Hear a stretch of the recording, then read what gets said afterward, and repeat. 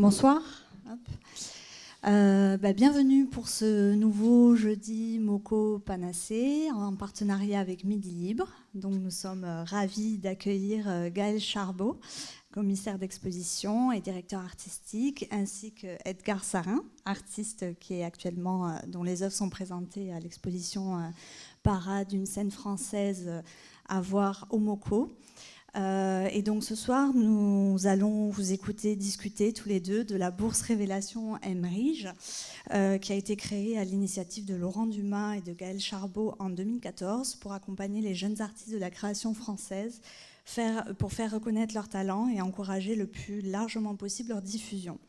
Cette année est célébrée la 10e édition de ce programme précurseur qui a vu naître toute une génération de révélations, dont Edgar Sarin, qui a été lauréat en 2016. Je vous souhaite une bonne écoute. Merci beaucoup. Donc on s'est dit avec Edgar, comme on se connaît bien, on travaille ensemble depuis un certain nombre d'années, qu'on allait essayer de faire les choses de manière relativement détendue. Donc moi, ce que je vous propose, c'est je vais vous dire quelques mots sur la bourse, et peut-être un peu quelques mots justement sur ces 10 dernières années, peut-être ce qui a changé dans le paysage artistique français et pourquoi on a créé cette bourse et aussi pourquoi elle doit évoluer aujourd'hui. Et Edgar a prévu à la fin des quelques images que je vais vous montrer moi de parler un peu de son travail. Et alors c'est vrai que c'est plutôt marrant d'inviter Edgar, qui lui n'a pas forcément spécialement de choses à dire sur la bourse en elle-même. Il a été lauréat et il en a bénéficié, mais sa carrière a déjà pas mal évolué depuis. Mais justement, on peut voir, je trouve que ça peut être intéressant tout à l'heure qu'on parle avec Edgar de la dimension peut-être un peu différente de son parcours à lui, qui n'est pas un artiste qui est passé par une école d'art et qui a une écriture et une trajectoire qui n'est pas tout à fait, je dirais, celles qui sont toutes tracées, même si je ne crois pas en fait qu'il y ait des trajectoires toutes tracées. Alors, si vous êtes d'accord, hein, vous me dites si vous voulez qu'on fasse autrement, franchement, on échange, il n'y a pas de problème. Je dis quelques mots sur la création de la bourse, et puis on va essayer de se répartir la parole avec Edgar. Donc cette bourse, effectivement, on l'a créée il y a 10 ans, en réalité on y a vraiment réfléchi en 2013, on a sorti la première édition en 2014. C'est devenu assez vite on va dire un rendez-vous de référence, parce qu'on a imaginé ce concept, on s'est dit, voilà, il y a des bourses qui donnent de l'argent, il y a des mécènes qui font un petit chèque, on fait une photo, il y a l'artiste à côté du truc, tout le monde est content, et voilà. Et nous, ce qu'on s'était dit avec Laurent, c'est qu'on voulait vraiment être utile, et vous l'avez peut-être vu si vous avez vu l'exposition curatée par Eric de Chasset. Laurent, il a toujours, c'est un vrai amoureux d'art, c'est un vrai passionné d'art qui n'a pas, qui n'a pas une formation en histoire de l'art, comme beaucoup de collectionneurs, comme des gens qui ont un peu de moyens parce qu'il est entrepreneur. Il s'est lancé par passion. Il a appris au fur et à mesure des années, au fur et à mesure de ses rencontres. Et à votre échelle, vous, étudiants aujourd'hui, peut-être vous ne mesurez pas l'importance de ce genre de personnage, mais il faut imaginer que le monde de l'art est architecturé avec des institutions de reconnaissance, des grandes institutions comme ici le MoCo, mais c'est aussi les gens qui achètent et qui, par passion, mettent 10 000, 100 000 ou 200 000 euros dans une œuvre plutôt que dans une action ou plutôt que dans un yacht qui va compter pour vous dans votre carrière. Autant qu'on se dise les choses.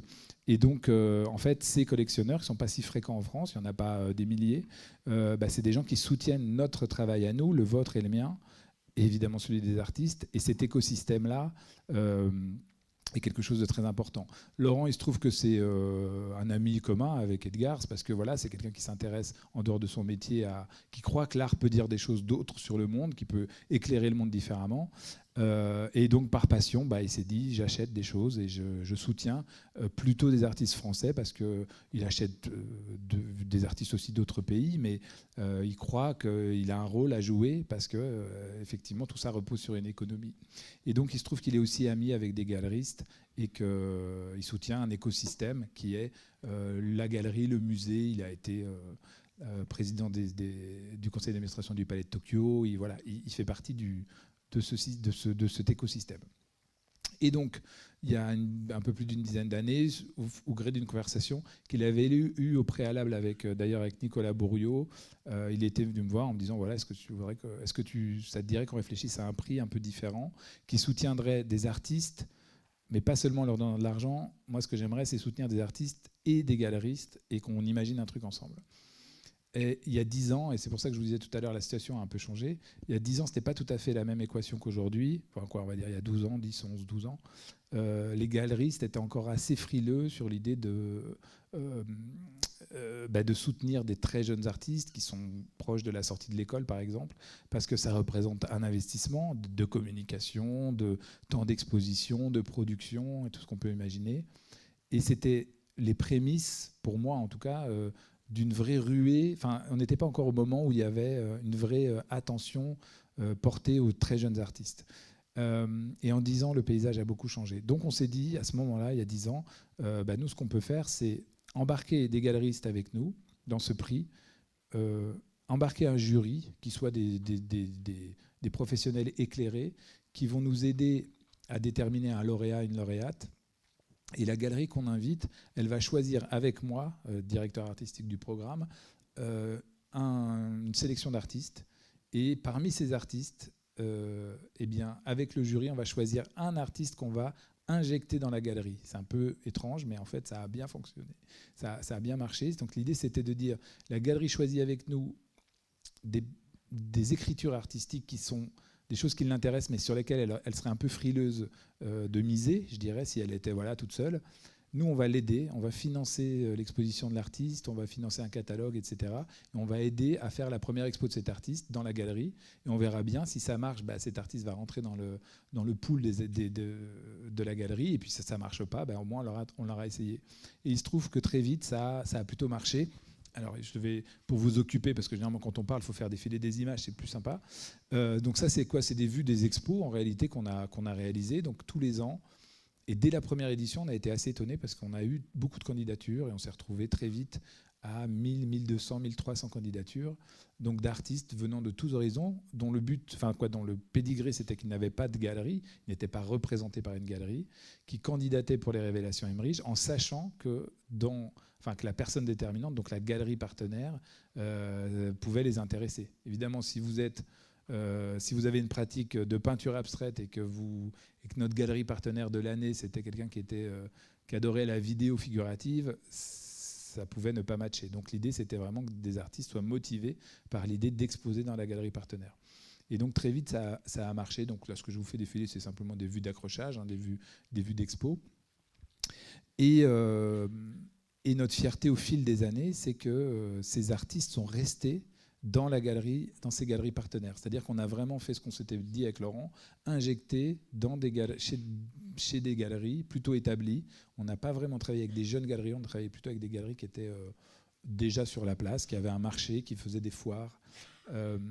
On a, d'une certaine manière, aidé à injecter ces jeunes artistes en les soutenant. Et par exemple, pour moi, une des fiertés, c'était quand il y avait encore la FIAC, et même encore cette année à Art Basel, de voir des artistes qu'on a soutenus présentés parfois en solo show sur le stand d'une galerie.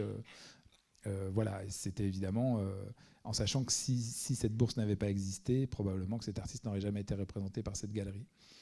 Ça nous a permis pendant 10 ans de balayer une vraie scène française avec toutes ces distinctions et toutes ces nuances.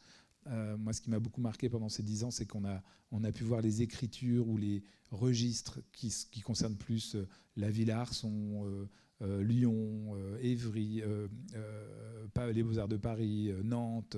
On voyait comme ça un peu des typologies, une géographie de la création en France, avec des engagements évidemment en fonction des profs, puisque les écoles sont marquées par les profs et par des profs qui impriment forcément des convictions, des façons de faire.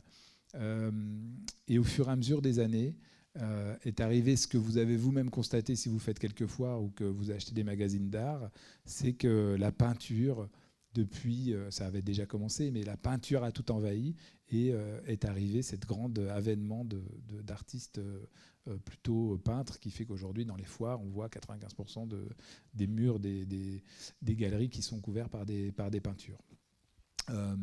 Parmi les artistes, alors là j'en passe plein en fait dans ce que je vous montre, mais ce qui a été marrant aussi avec la bourse Révélation Emmerich qu'on a créée, c'est que le lauréat ou la lauréate n'était pas forcément le seul à être mis sous les feux de la rampe.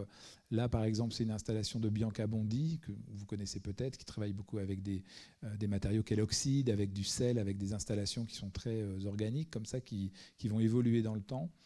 Et c'est une artiste qui a fait partie des Révélations et puis qui a continué sa carrière et qui, aujourd'hui, a une vraie notoriété dans des biennales, montre son travail dans le monde entier. Et donc, il faut se dire que ce qui est intéressant, il y a deux typologies, ou plusieurs, en tout cas en France, mais il y a les prix qui sont décernés de manière un peu, j'ai envie de dire, selon un peu une doxa contemporaine. On récompense dans l'air du temps. Il y a des tendances, je ne les nommerai pas, mais il y a des tendances qui font qu'on va choisir plutôt une artiste qu'un autre artiste, pour des raisons qui sont un peu dans l'air du temps. Là, le fait d'embarquer une galerie qui allait s'engager à présenter le travail de l'artiste, c'était la réalité du terrain de ce que présente une galerie aujourd'hui. C'est-à-dire que ce n'est pas forcément le bien-pensant, c'est est-ce que j'ai des gens en face qui vont acheter ce travail. Parce que le but d'une galerie, vous le savez, et je ne porte pas de jugement là-dessus, mais c'est de vendre des œuvres. Une galerie qui serait là que pour présenter des choses et faire de l'accueil, servir un café, elle dure 2 mois. Donc on était sous la réalité commerciale de l'art, c'est-à-dire qu'est-ce que c'est une pratique qui à la fois raconte quelque chose, est intéressante, s'inscrit dans une histoire de l'art, mais en même temps des œuvres que je vais pouvoir vendre à des collectionneurs, parce que ça n'existe plus des galeries qui s'engageraient sur des artistes comme ça, évanescents, pour lesquels il n'y aurait pas de marché. Ça, j'imagine que vous le savez. Donc c'était aussi la réalité de qui en face, quelle institution, quel critique, quel collectionneur, quel commissaire sont prêts à s'emparer des artistes de la bourse Révélation Emmerich. Donc il y avait quelque chose d'assez cru. Et nos conversations, c'est marrant parce qu'il y a Eric qui est là, Eric Mangion, qui a fait partie du jury pendant de nombreuses années. Dans le jury final, on était sur des conversations d'amateurs d'art, d'amoureux de l'art, d'historiens de l'art, de critiques d'art, etc. Mais la galerie, elle était là pour dire, est-ce que moi, vous pensez que ça, je vais pouvoir le vendre? Est-ce qu'il y a quelqu'un en face de ça? Et donc, on était dans cette réalité de ce qu'est le milieu de l'art, en réalité, avec justement ce que je décrivais, le collectionneur final qui est prêt, ou l'institution qui est prête à dire, moi, je mets un billet sur cette œuvre et je l'achète. Et mon propos n'est surtout pas, évidemment, de résumer l'art à est-ce que ça se vend ou est-ce que ça ne se vend pas, mais on s'inscrivait dans cette réalité-là.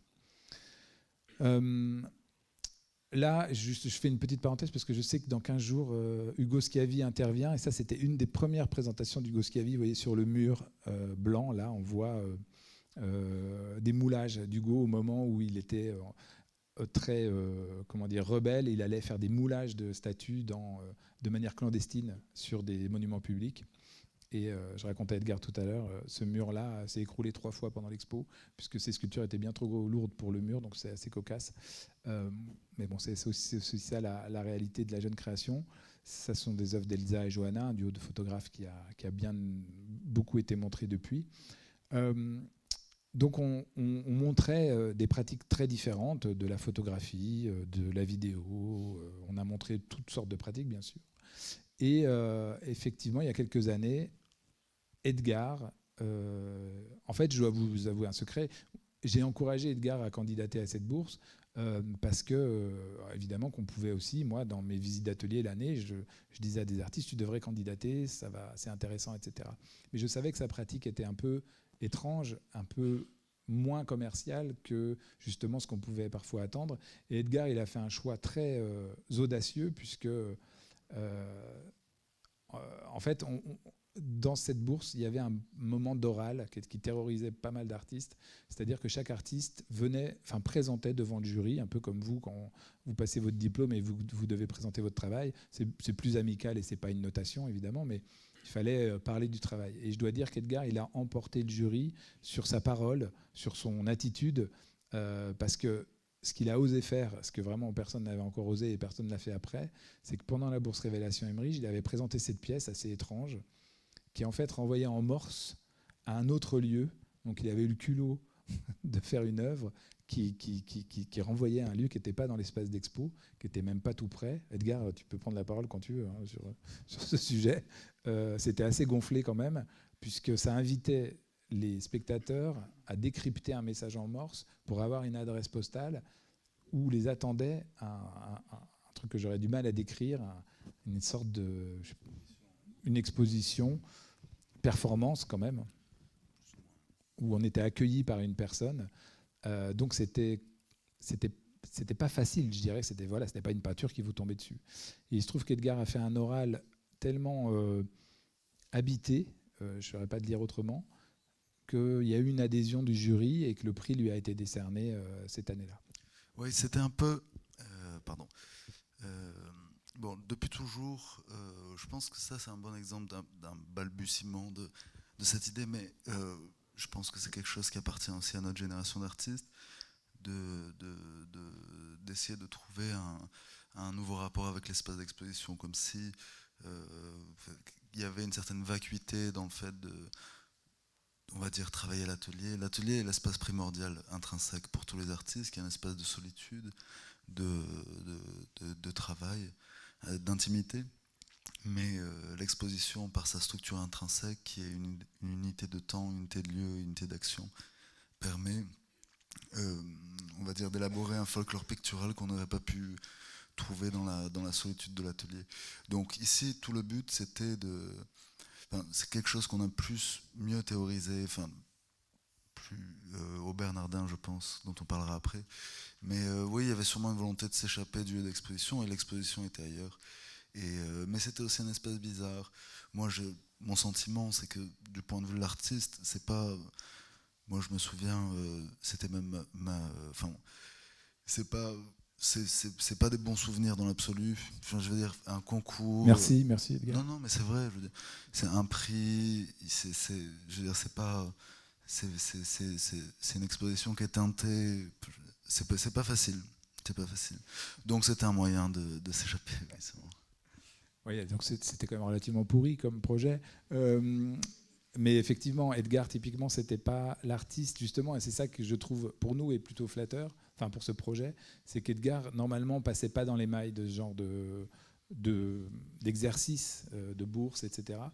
Et en même temps, on contrebalançait. On essayait de réunir des choses antagonistes, parce que vous le sentez bien, le milieu de l'art, l'écosystème, il y a quelque chose d'antagoniste. Il y a à la fois des gens qui sont blindés d'argent d'un côté, nous on n'en a pas tant que ça, quand on est jeune artiste on n'en a pas du tout.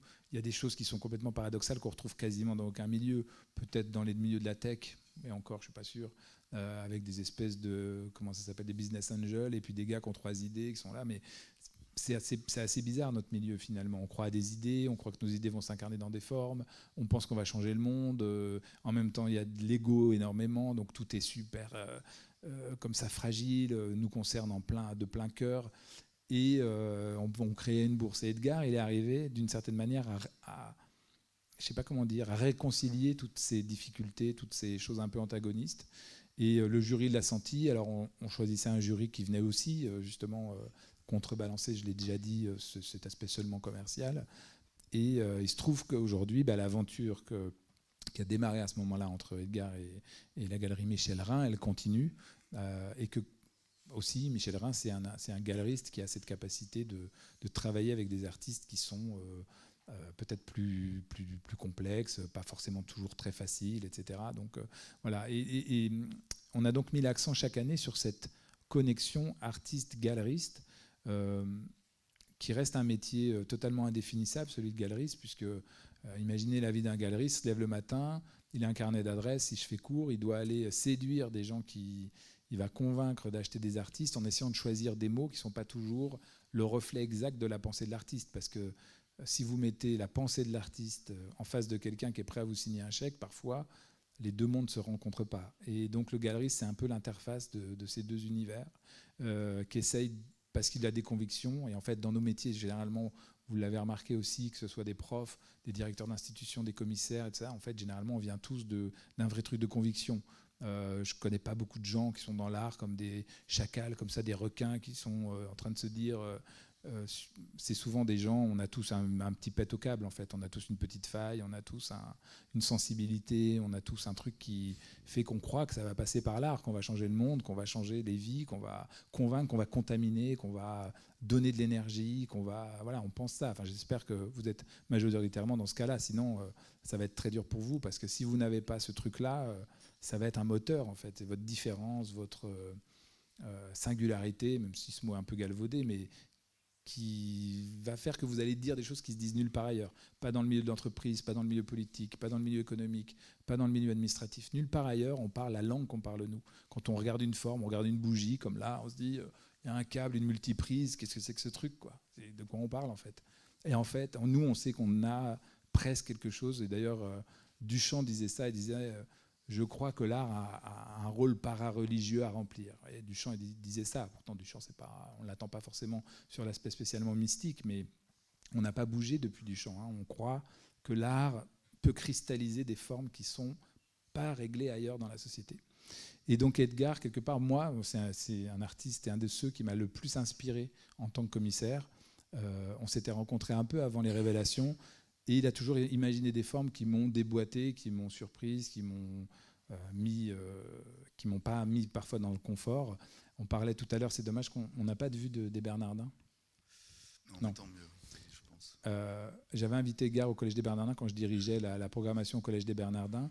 Edgar m'a proposé un truc qui était complètement inédit là-bas. Donc c'était dans une ancienne sacristie. Il m'a dit, en fait, on avait 3 mois d'expo, 4 mois d'expo, 4 mois d'expo. Et Edgar m'a proposé de changer l'expo toutes les semaines. Et en fait, toutes les semaines, il invitait des personnes qu'il rencontrait. J'avoue que je ne sais toujours pas comment tu les rencontrais forcément au quotidien, mais il y avait des espèces d'invités qui rentraient dans l'exposition avec lui secrètement, enfin presque secrètement, le jeudi matin. Et à midi, j'ouvrais une expo que je n'avais pas vue moi-même. Il se passait quelque chose dans cet espace d'exposition, porte close. Tout l'idée, pardon, je rembobine un peu. Toute l'idée de l'exposition, c'était, avant le début de l'exposition, de réunir dans l'espace toute une panoplie de matériaux qui était un grand spectre. Donc on avait du bois, de l'argile, des pigments, de l'or, un piano, je ne sais plus, des bougies, de la pierre, du pain, chleb. Et se dire, dans cet espace préparé, avec ce quantum de matériaux, à la manière en allemand on dit des Überlebenden, qui sont des naufragés sur une île déserte et qui ont juste ce qu'ils retrouvent dans la cale du bateau.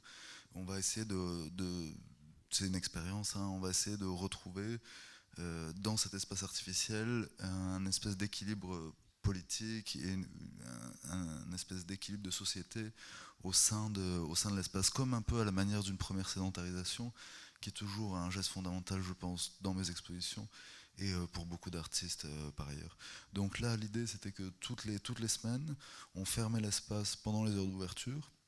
Donc nous, on était enfermés à l'intérieur, et la force des choses, toujours dans un espèce de jazz et d'improvisation, perspective, l'espace se reconfigurait pour, par exemple, des problèmes qu'on avait avec la direction là-bas. Enfin, il y avait toujours, et je pense que c'est très important pour nous, notre génération spécialement, de travailler dans cette porosité quasiment morbide avec l'environnement.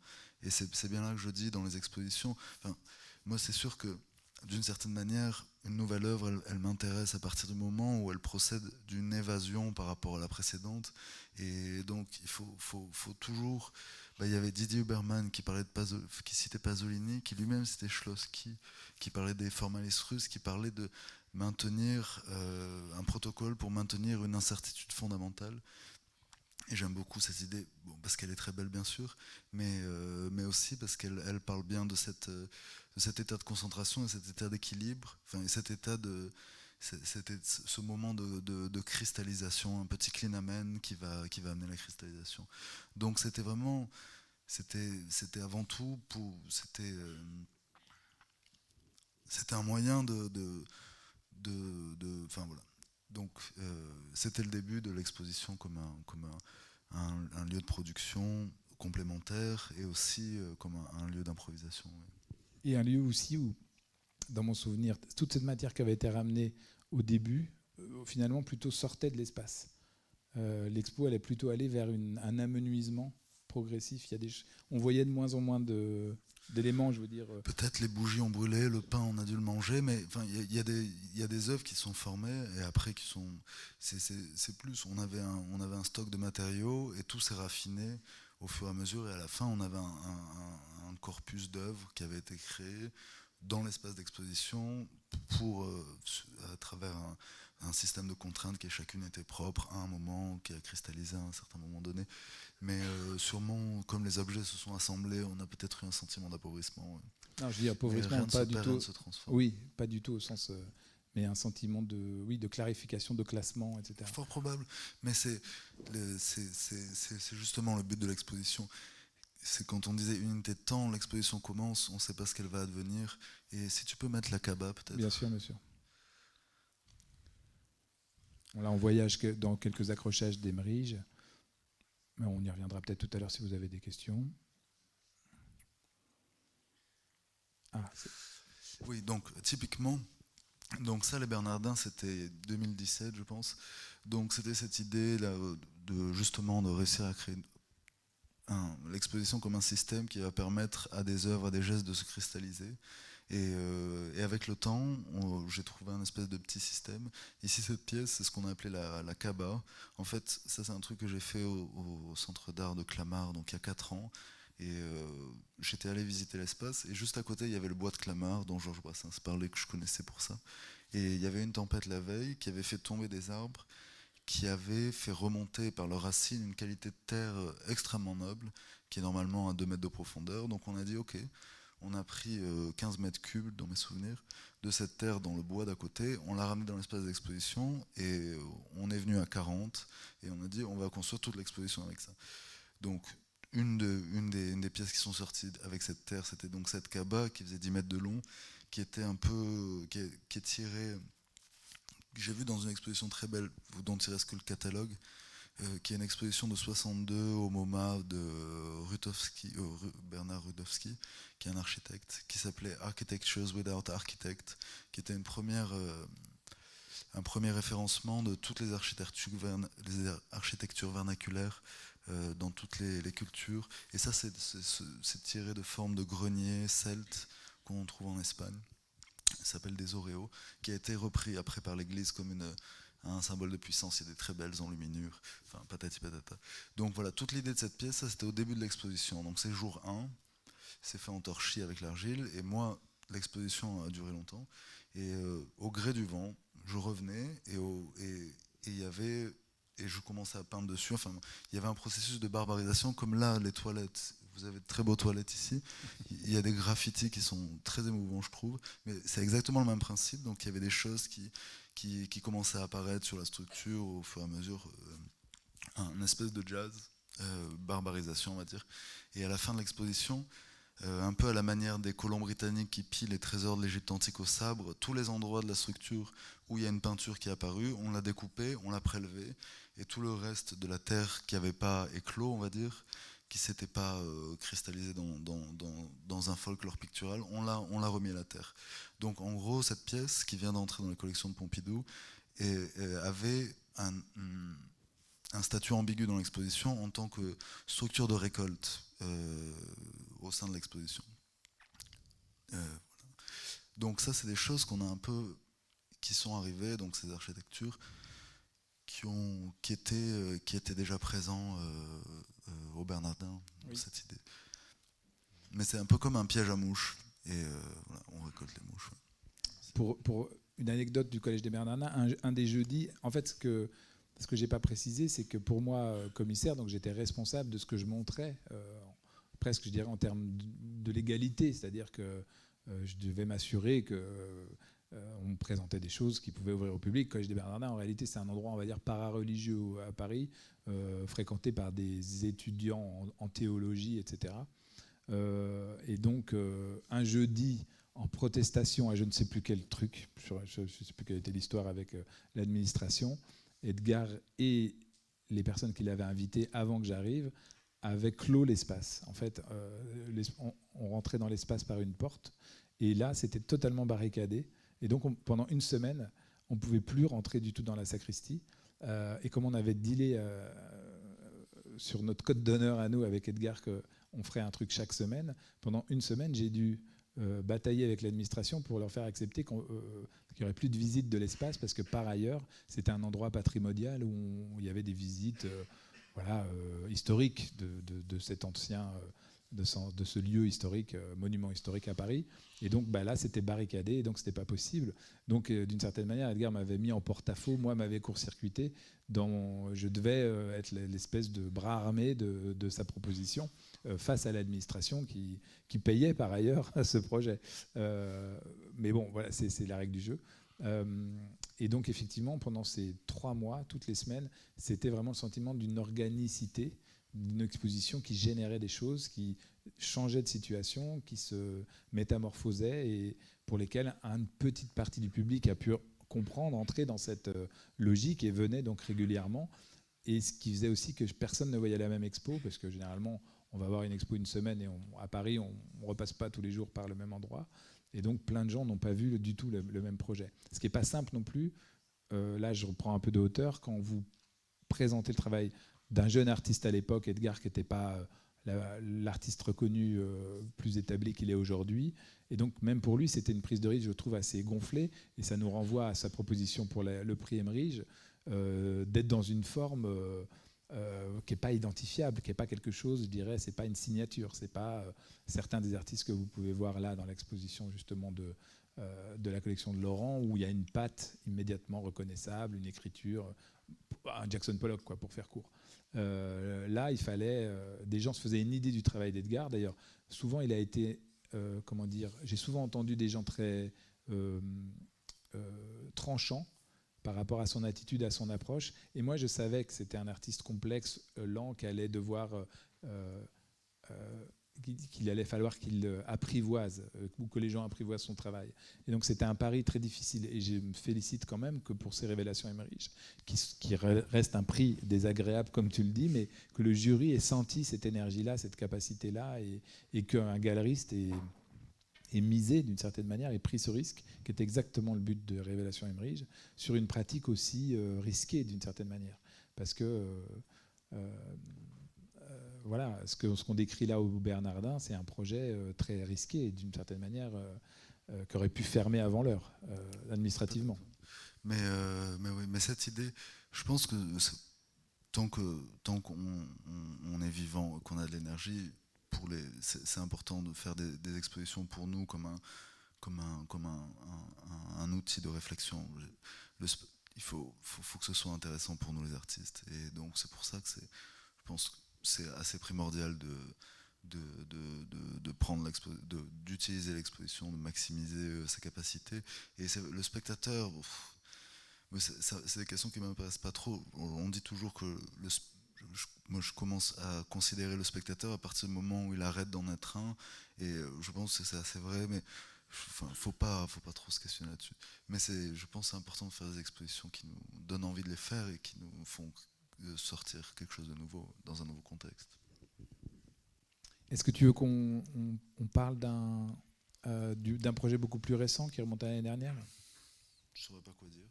Là, du bronze? Je sais pas, si tu veux. Mais, en fait, ce qui est marrant, c'est qu'on voit une amphore dans cette proposition, qui est quand même un motif qu'on retrouve beaucoup dans ton travail. Oui, ici, cette amphore, donc, dans cette exposition, en plus de ça, il y avait une petite proto-industrie d'amphore. Donc j'avais fait des moules en plâtre, et tous les publics, tous les médiateurs, même l'équipe de direction du centre d'art, quotidiennement fabriquaient des amphores. Donc il y avait la petite proto-industrie. Et à la fin, on les a toutes mises au four et elles ont commencé à intégrer des œuvres. Donc ça fait partie du système. C'est vraiment première sédentarisation et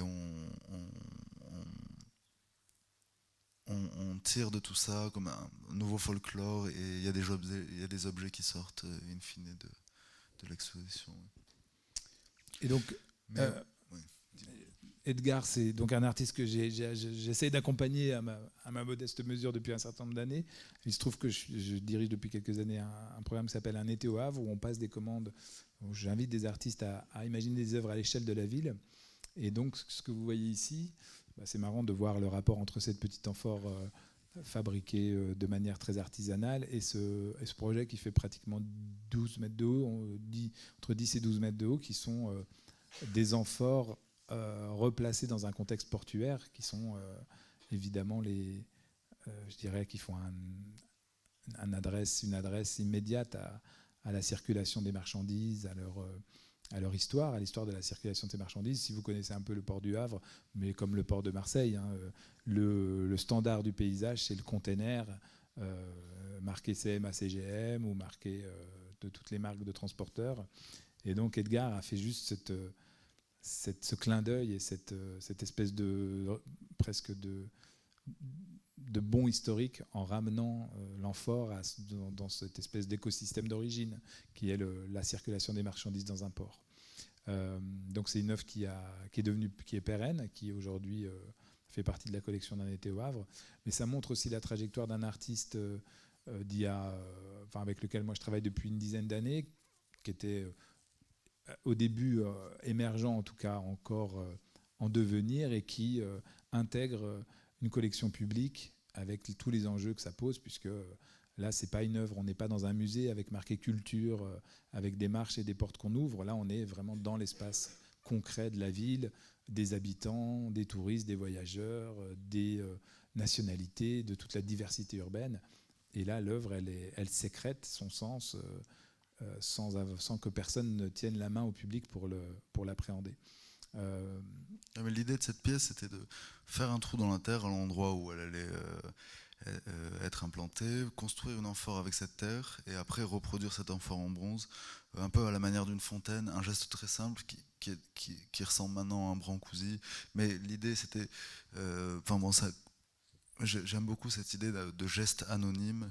Et c'est pour ça que j'aime beaucoup les graffitis et toilettes ici aussi. Je trouve ça extrêmement romantique à la manière des ex-voto, des petits gestes de folklore. Et bon, je pensais que... c'est comme une pile de conteneurs, mais c'est une pièce plus caractérielle que ce que je pensais, mais malheureusement, mais bon, elle est quand même... elle est pas mal.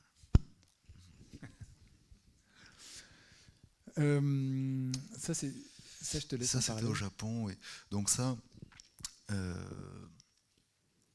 c'est une exposition que j'ai faite, une vue de l'exposition que j'ai faite au Japon il y a 6 mois, donc où j'ai tout fait sur place. Donc c'est encore quelque chose sur lequel je travaille. Bon, c'est toujours cette idée de Uber Lebenden. On arrive, on rassemble des matériaux. Là, j'ai passé 2 semaines au Japon. J'avais un petit atelier. J'ai travaillé avec des maîtres du bois, des maîtres du torchis. Et donc j'ai passé 2 semaines à fabriquer les œuvres en improvisation. Dès qu'on est sorti de l'avion, on est parti dans la forêt à Kyoto, on a coupé un bambou de 20 mètres de haut, très grand comme ça, et j'ai tout fabriqué, du mobilier pour l'atelier, un système de récolte d'eau de pluie qu'on avait mis sur le toit, j'ai fait toutes les peintures avec l'eau de pluie, et donc on a tout fabriqué comme ça, et encore une fois, l'exposition comme une expérience. Et là, le prochain projet sur lequel je travaille, c'est de partir du Havre en bateau, en chargeant dans le bateau de la pierre, du pigment, toujours les mêmes matériaux, même depuis les Bernardins, sauf qu'ils se reconfigurent dans d'autres situations. Partir en bateau du Havre, traverser jusqu'à New York, nous ça laisse à peu près entre 12 et 14 jours, faire toutes les œuvres pendant la traversée, et on arrive le matin, on passe les douanes, on accroche l'exposition, vernissage le soir, et le lendemain, taillot. Et donc voici. Voilà ce qu'on pouvait vous dire. C'est bien de conclure sur ce voyage. Il n'y a plus de slides en fait derrière, hein, je crois pas. Non. On est bien dans le temps ? Ah voilà, vous voyez, je vous l'avais dit.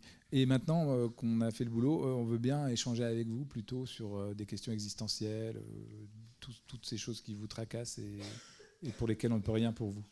Ce qui m'évite de poser la question, y a-t-il des questions ? Parce que c'est vraiment toujours le moment embarrassant pour tout le monde. Donc, qui a des problèmes existentiels qu'on pourrait régler là avec Edgar ? Monsieur a des problèmes.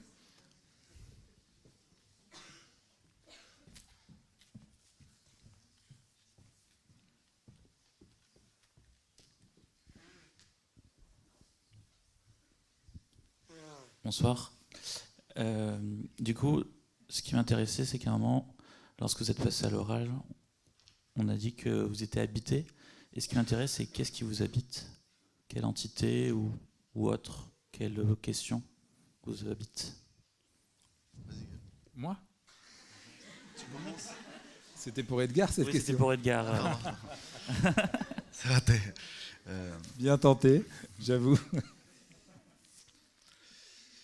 Ce que je peux dire, c'est que je pense, j'ai étudié 8 ans les maths, je suis allé jusqu'au bout de mes études, j'ai l'impression, j'ai toujours fait de la peinture, j'ai vraiment l'impression d'avoir tout fait pour éviter ça et que c'est quand même arrivé. Donc vraiment, j'ai pas su faire autrement. C'est très important pour nous les artistes de garder cette énergie primordiale qui nous donne l'envie d'arriver chaque matin à l'atelier, d'arriver dans un atelier où on ne sait jamais ce qui va se passer aujourd'hui, de garder cette énergie primordiale. Et c'est vrai que dans un environnement qui est le nôtre, qui est assez violent, professionnalisé, on peut très vite tomber dans un... C'est cette histoire de réussir à s'échapper de sa propre pratique en permanence. Et je pense que c'est ça qui me tient, on va dire comme ça. Je dois répondre ou... Bien sûr. Ah, oui. D'accord, donc c'est le fait de toujours sortir de ses rails et le bonheur de créer, j'imagine, le plaisir à créer. Pas vraiment. Je veux dire, le soulagement quand c'est fait, c'est pas vraiment un système c'est pas un système de. C'est la vie des sens, un mouvement alternatif qui va de l'appétit au dégoût et du dégoût à l'appétit. Mais je sais pas si c'est du bonheur, mais en tout cas, c'est un état de concentration. Je sais pas d'où ça vient. Je sais pas. Sans faire de psy, mais en tout cas. Cette énergie primordiale, elle est très précieuse en chaque artiste et il faut vraiment la protéger comme un petit feu qui est violenté. C'est vrai. Hein. Bonjour, merci pour votre présence. Je me posais la question parce que quand je regarde votre travail, il y a beaucoup une histoire de colonne, que ce soit là, que ce soit dans d'autres productions. Il y a cette horizontalité ou cette verticalité qui revient. Et du coup, je rebondis sur ce que vous venez de dire, de sortir toujours de son domaine, de sa façon de travailler. Mais finalement, elle s'y retrouve pas mal quand je le regarde. Donc, je me questionnais sur ça. Non, bien sûr, bien sûr. Non, mais comme disait Gaël Pollock et tout, je pense qu'on reconnaît un sarin. C'est peut-être plus subtil que ça dans l'absolu. Mais voilà, les pièces, en fait, elles se montent... comment dire ça? Non, mais je vais plutôt répondre à ta question. Je pense que c'est plus subtil que ça, cette histoire d'évasion de l'œuvre. C'est pas tant dans le... Enfin, je sais pas comment répondre à cette question. Okay. Juste une dernière question sur les 3 matières que vous utilisez, la pierre, le bois et le métal. Enfin, je pense que c'est du métal. Et il y a une relation à l'architecture, que je fais moi-même. Ces matériaux, pourquoi? Ça aurait pu être du béton, vu qu'actuellement on est sur une société qui fonctionne au béton, à ces matières-là. On a fait, en fait, c'est déjà, là, je vais vous dire, à côté de ça, j'ai créé aussi il y a 10 ans un groupe de recherche, c'est un groupe de recherche sur la question de l'exposition, qui s'appelle La Méditerranée, qu'on a fondé avec un autre artiste, Matteo Rivio, qui est espagnol, et Ulysse Geisler, un historien de l'art, dans le but pour nous d'avoir un espace qui soit un espace de liberté où on fabrique nos propres expositions et sans carcan institutionnel, sans autre carcan, pour avoir nous un laboratoire d'exposition. Et donc avec La Méditerranée, ce qu'on fait là, on ouvre une exposition dans 2 semaines à Londres. Chaque exposition qu'on fait, on fabrique une architecture qui est teintée de son environnement immédiat, avec les matériaux qu'on trouve sur place, dans les alentours, etc. Et donc là, on a dû faire à peu près une quinzaine d'expositions. Donc là, on va faire notre 15e architecture, qui est toujours dans le même principe que la cabane tout à l'heure au centre de l'exposition, et qui est violentée. Et tout le but, c'est quand ce nombre d'architectures a atteint une taille critique, un nombre critique, c'est de rassembler toutes ces architectures qu'on a fabriquées au Japon, en Amérique, partout dans le monde, qui ne sont jamais vues, et ça devrait former un village dans lequel on pourra habiter, avec des ruches, un pôle de production, toute une fonction, une presse habillée, enfin patati patata. Enfin, une machine pour fabriquer de l'argent, pour imprimer de l'argent. Et donc, dans ce cadre, on avait fait un aqueduc dans une exposition à Paris, où on avait un très beau gîterie, enfin bon, je vous passe les détails. Et dans l'aqueduc, passait de l'eau dans tout l'espace d'exposition sur 2 niveaux, et à la fin, on a gardé cette eau. Et donc, on a à peu près, je pense, 500 litres qui ont coulé pendant tout le long de l'exposition. Et donc là, l'eau, elle est stockée, on l'a stérilisée, et on va construire une prochaine architecture en béton avec cette eau qui est passée dans l'aqueduc. Donc, on va dire que chaque matériau a une fonction est nécessaire à un moment, mais après pour moi personnellement le bois, je travaille principalement chêne, je sais pas, je l'aime beaucoup, son odeur, et c'est vrai, le ciment, ça rentre dans le nez, c'est autre chose. La pierre, c'est sentimental, c'est de l'ordre sentimental. Mais c'est des matériaux qui sont de prime accession, qu'on trouve partout, avec lesquels on a déjà construit beaucoup. Et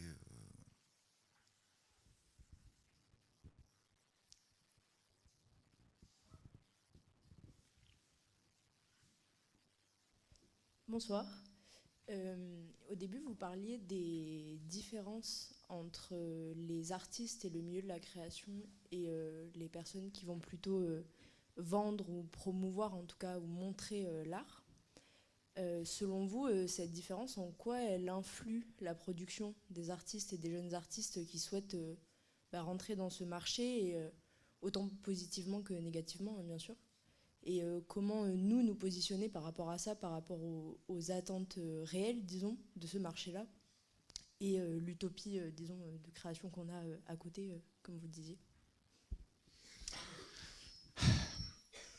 Vous mettez le doigt sur la vraie question, en fait, hein, c'est le sujet aujourd'hui, et il ne faut pas se mentir. Ce que j'aime beaucoup chez Edgar, c'est que justement, il a toujours préservé une autonomie, comme il l'a décrit ici, avec ce groupe La Méditerranée, etc. Moi, je ne vais pas vous mentir, franchement, je vais vous parler franchement.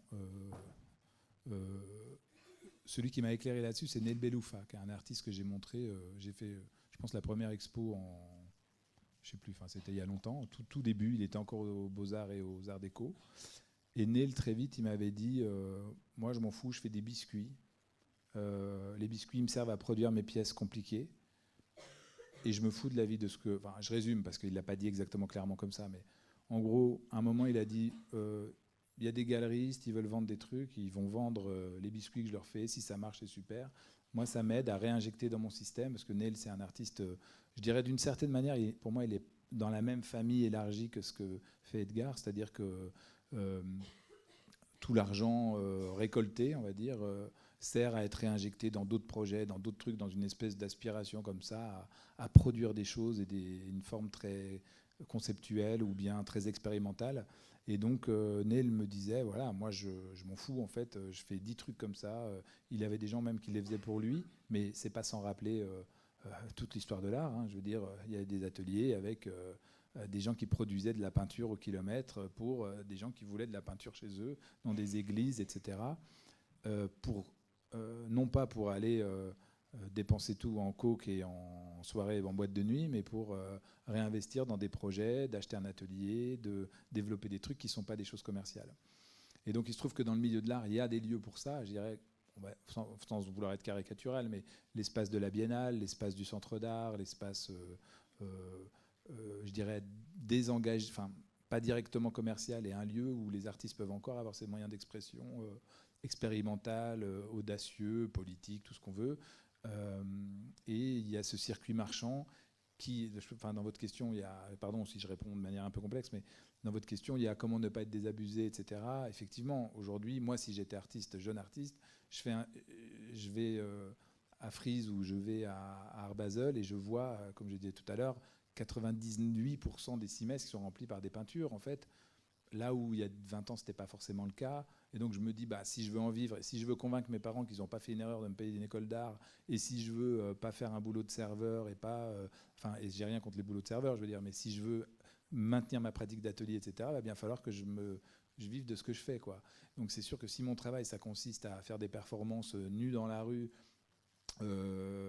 en déclamant des choses, ça, je vais avoir du mal à en vivre, faut pas se mentir. Par contre, si je fais de la peinture qui rentre dans les appartements parisiens et new-yorkais et que ça s'accommode assez bien avec le mobilier et qu'on est prêt à mettre 40, 50, 60 000, comme c'est le cas aujourd'hui pour des jeunes artistes de moins de 30 ans, je veux dire, c'est quand même dur de résister, quoi. Je veux dire, c'est dur de se dire qu'on va pas faire ça pour alimenter un travail. Après, pour moi, je m'en fous en fait de ça. Enfin, personnellement, je veux dire, je juge pas, parce que s'il y a des gens qui sont prêts à payer ce prix, si par ailleurs c'est pas mal exécuté, je veux dire, si c'est de la bonne peinture ou de la pas trop mauvaise peinture, etc., pas de problème. Mais j'espère que l'artiste, comme le disait Edgar, arrive à maintenir un foyer, quelque chose qui ne soit pas complètement éteint, et que peut-être dans 10 ans, parce que, vous voyez, Edgar, c'est un bon exemple, parce que lui, c'est le chemin inverse. Il avait toujours cette pratique de peinture et il ne la montrait pas. Et puis à un moment, il s'est dit, voilà, je pense que je suis... Enfin, je me permets de dire ça, Edgar. Hein. Il a assumé de montrer ses peintures. Qui ne sont pas des peintures faciles par ailleurs, mais moi je me dis, voilà, notre métier, à nous, à moi en tant que directeur artistique et tout, c'est d'encourager à garder l'esprit de revanche, quoi, sur le monde, enfin l'esprit de l'espoir de le changer par l'art, parce que si c'est pour aller dans le sens du vent et agrémenter le couloir d'entrée et la chambre d'enfant, autant laisser ça à Ikea. Donc, vous êtes obligé déjà de penser doublement, quoi. Il y a un truc auquel vous ne pourrez pas céder, à moins d'accepter d'être dans une économie totalement différente. Et il y a plein de modèles aujourd'hui, et qui est une économie qui n'est pas forcément de rentabilité, qui est une économie plus d'autosuffisance, d'autosubsistance. Et on en voit beaucoup, et c'est un autre modèle. Mais si vous faites le choix, je dirais, enfin, sans caricaturer, entre la ville et la campagne, enfin, si je caricaturais un peu l'image, il va falloir être un peu double pensée, comme dirait Orwell, quoi. C'est-à-dire être capable de dire une chose et son contraire, en maintenant la possibilité de renverser les choses dès que ça sera possible. Je dis ça, ça fait un peu révolutionnaire, mais de garder la flamme dont parlait Edgar, en fait. Parce qu'en fait, nous, on a la chance d'aujourd'hui d'exister dans ce monde, d'en vivre, etc. Mais au fond de nous, quand on parle là dans le train, comme en venant tout à l'heure, et quand on passe une soirée ensemble, on parle surtout des choses qu'on a envie de faire qui sont utopiques et qui ne sont pas les choses liées à l'argent, mais qui sont des choses liées à la manière dont on a envie de changer les choses, en fait. C'est pour ça que je disais, ce qu'on fait, c'est pas le milieu de l'entreprise, c'est pas le milieu du truc, c'est pas comment on va arriver à arnaquer des gens plus ou moins bien, en fait, en leur vendant des trucs dont personne n'a besoin ou je sais pas quoi. Mais c'est plutôt de se dire comment est-ce qu'on peut créer ce liant, ce plâtre, ce truc qui fait qu'on partage une humanité qui est complexe, qui est pas la simplicité dans laquelle on veut tout ramener aujourd'hui. Et l'art est le parfait terrain d'expression de ça, quoi. Donc ça, si vous gardez cette flamme-là, malheureusement, vous allez des fois devoir la cacher si vous avez du talent, avec un petit effet de vernis social, quoi. C'est pas grave. Ou bien vous y allez franchement, en mode punk, années 70, quoi. Au risque d'être tout de suite identifié, aujourd'hui, catégorisé, mis dans une case Instagram, et auquel cas votre truc il est foutu d'avance. Donc moi, je conseille quand même la méthode judoka. Enfin,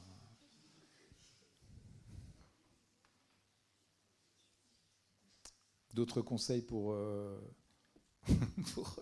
je sais pas quoi d'ailleurs. Toi, tu vois ce que je veux dire?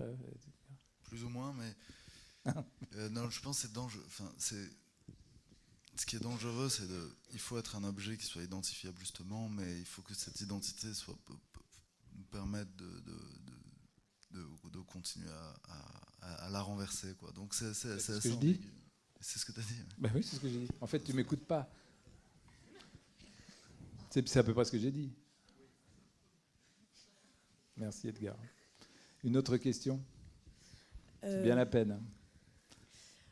Alors, j'aimerais, si c'est pas trop intime, voir possiblement l'une de vos peintures, juste par curiosité. Bien sûr, je sais pas, on Une vient de image sortir de une vos monographie, on peut pas mettre d'image, mais on va, On n'est pas connecté à Internet avec cet Ah, ordinateur. ok. on prend un verre juste après là, je vous montre avec plaisir.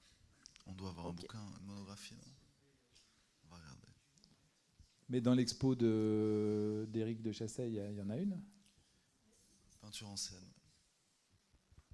Enfin, peinture ancienne. Ah non, enfin, oui, il y a une peinture. Et c'est surtout pour échanger aussi sur ça. Ben, faisons ça autour d'un petit verre si ça te va. Super. Un verre de jus d'orange. C'est fini? Merci beaucoup. Pas d'autres questions?